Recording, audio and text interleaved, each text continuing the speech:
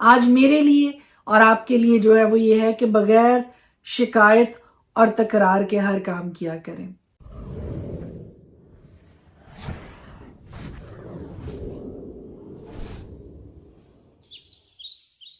خدا کے پاک پوتر جلالی نام میں آپ سب کو سلام۔ میرا نام ایسٹر ہارون ہے اور میں ہر روز خدا کا زندہ کلام لے کر آپ کے سامنے آتی ہوں اور ہم مل کر خدا کے پاک کلام کی باتوں کو سیکھتے ہیں، سمجھتے ہیں اور ان پر عمل کرنے کے لیے اپنے آپ کو ہر روز خدا کی حضوری میں پیش کرتے ہیں۔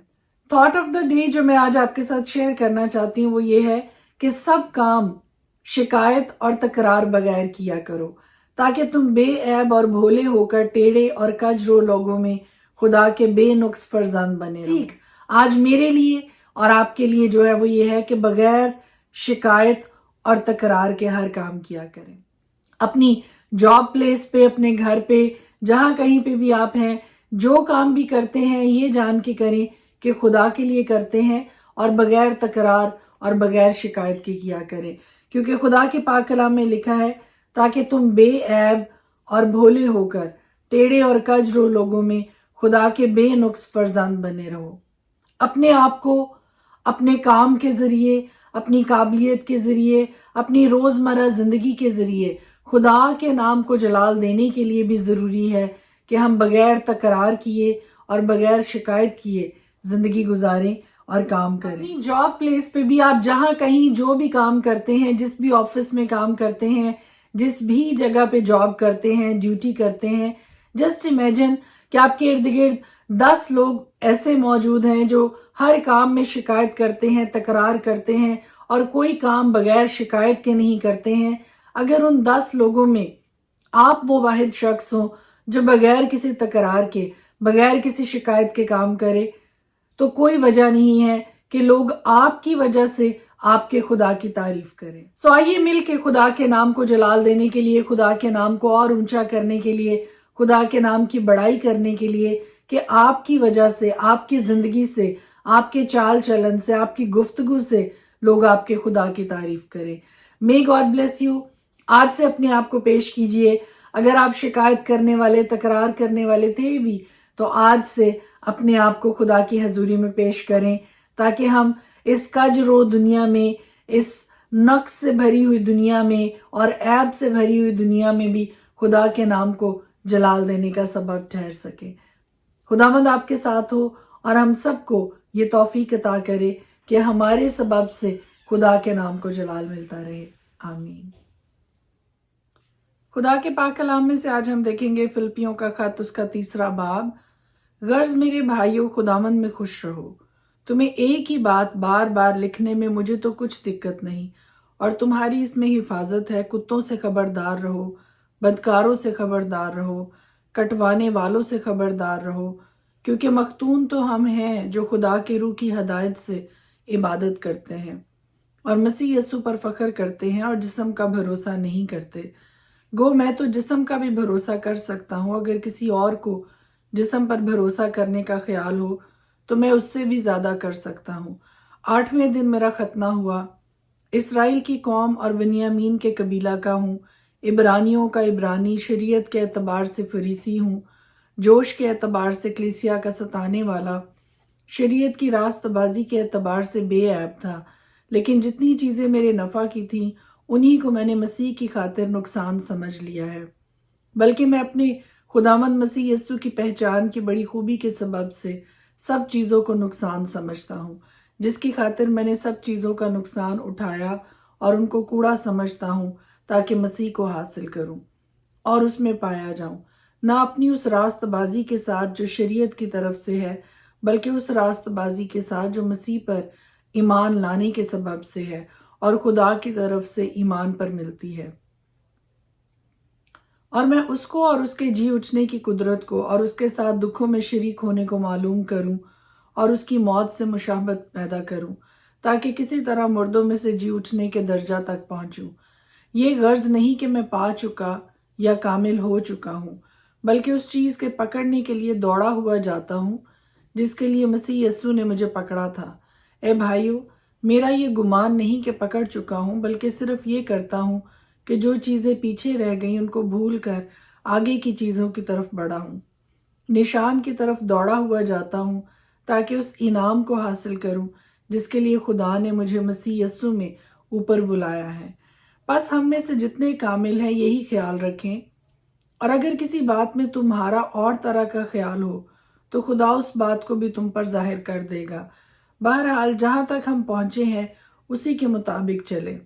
اے بھائیو، تم سب مل کر میری مانند بنو اور ان لوگوں کو پہچان رکھو جو اس طرح چلتے ہیں جس کا نمونہ تم ہم میں پاتے ہو، کیونکہ بہتیرے ایسے ہیں جن کا ذکر میں نے تم سے بارہا کیا ہے اور اب بھی رو رو کر کہتا ہوں کہ وہ اپنے چال چلن سے مسیح کی صلیب کے دشمن ہیں۔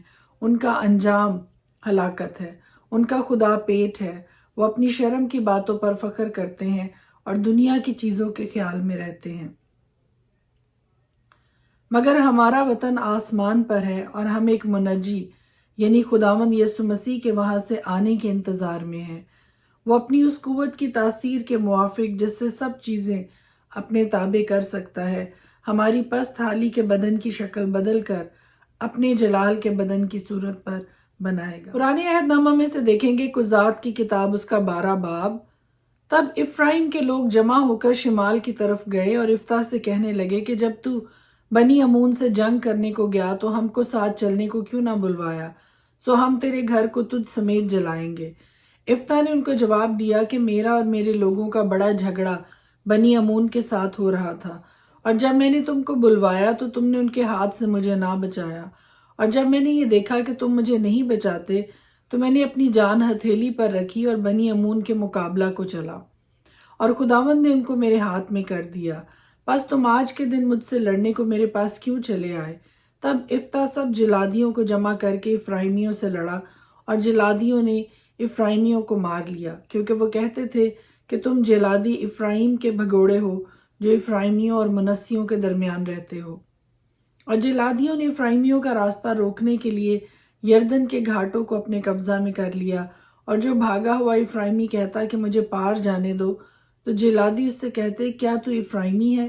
اگر وہ جواب دیتا نہیں تو وہ اس سے کہتے شبلت تو بول، تو وہ سبلت کہتا کیونکہ اس سے اس کا صحیح تلفظ نہیں ہو سکتا تھا۔ تب وہ اسے پکڑ کر یردن کے گھاٹوں پر قتل کر دیتے تھے۔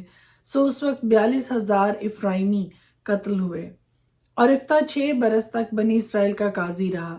پھر جلادی افتح نے وفات پائی اور جلاد کے شہروں میں سے ایک میں دفن ہوا۔ اس کے بعد بیت لہمی ابسان اسرائیلیوں کا قاضی ہوا۔ اس کے 30 بیٹے تھے اور 30 بیٹیاں اس نے باہر بیاہ دی، اور باہر سے اپنے بیٹوں کے لیے 30 بیٹیاں لے آیا۔ وہ 7 برس تک اسرائیلیوں کا قاضی رہا، اور ابسان مر گیا اور بیت لہم میں دفن ہوا۔ اور اس کے بعد زبلونی ایلون اسرائیل کا قاضی ہوا، اور وہ 10 برس اسرائیل کا قاضی رہا۔ اور زبلونی ایلون مر گیا اور ایالون میں جو زبلون کے ملک میں ہے دفن ہوا۔ اس کے بعد فراتونی ہلیل کا بیٹا عبدون اسرائیل کا قاضی ہوا، اور اس کے 40 بیٹے اور 30 پوتے تھے جو 70 جوان گدھوں پر سوار ہوتے تھے، اور وہ 8 برس اسرائیلیوں کا قاضی رہا۔ اور فراتونی ہلیل کا بیٹا عبدون اور امالیکیوں کے کوہستانی علاقہ میں فراتون میں جو افرائیم کے ملک میں ہے قضات کی کتاب اس کا 13 باب۔ اور بنی اسرائیل نے پھر خداوند کے آگے بدی کی، اور خداوند نے ان کو 40 برس تک فلسطینیوں کے ہاتھ میں رکھا۔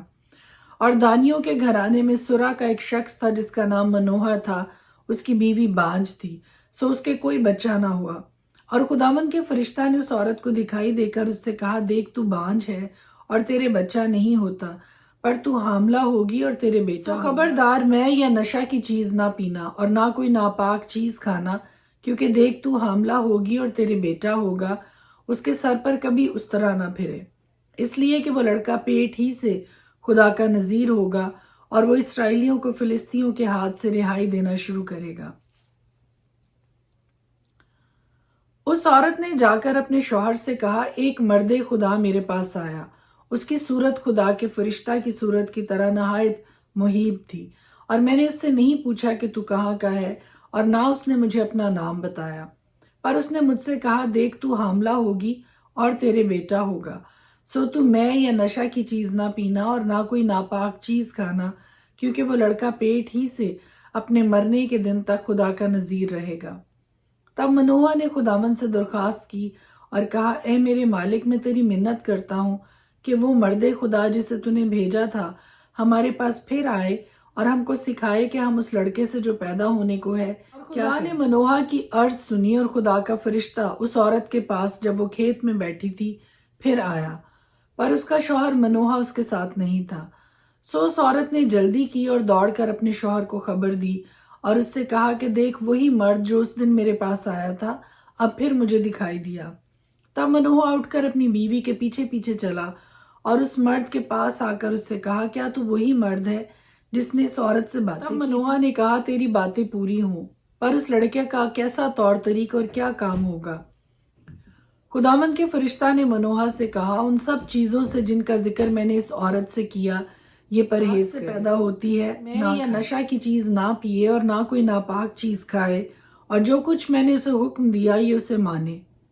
منوہا نے خداوند کے فرشتہ سے کہا کہ اجازت ہو تو ہم تجھ کو روک لیں اور بکری کا ایک بچہ تیرے لیے تیار۔ خداوند کے فرشتہ نے منوہا کو جواب دیا کہ اگر تو مجھے روک بھی لے تو بھی میں تیری روٹی نہیں کھانے کا، پر اگر تو سوختنی قربانی تیار کرنا چاہے تو تجھے لازم ہے کہ اسے خداوند کے لیے گزرانے، کیونکہ منوہا نہیں جانتا تھا کہ وہ خداوند کا فرشتہ ہے۔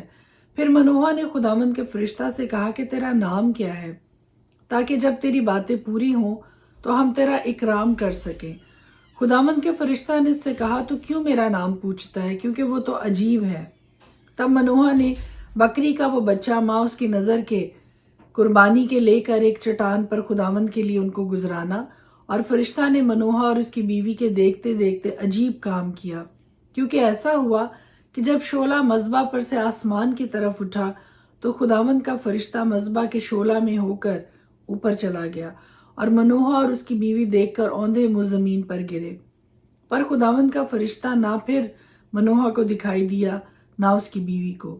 تب منوہا نے جانا کہ وہ خداوند کا فرشتہ تھا، اور منوہا نے اپنی بیوی سے کہا، ہم اب ضرور مر جائیں گے کیونکہ ہم نے خدا کو دیکھا۔ اس کی بیوی نے اس سے کہا، اگر خداوند یہی چاہتا کہ ہم کو مار دے تو سوختنی اور نظر کی قربانی ہمارے ہاتھ سے قبول نہ کرتا، اور نہ ہم کو یہ واقعات دکھاتا اور نہ ہم سے ایسی باتیں کہتا۔ اور اس عورت کے ایک بیٹا ہوا اور اس نے اس کا نام سمسون رکھا، اور وہ لڑکا بڑھا اور خداوند نے اسے برکت دی، اور خداوند کی روح اسے مہنے دان میں جو سرا اور استال کے درمیان ہے تحریک دینے لگی۔ خدا کے پاک کلام کے پڑھے اور سنے جانے پر اس کی خاص برکت ہو، آمین۔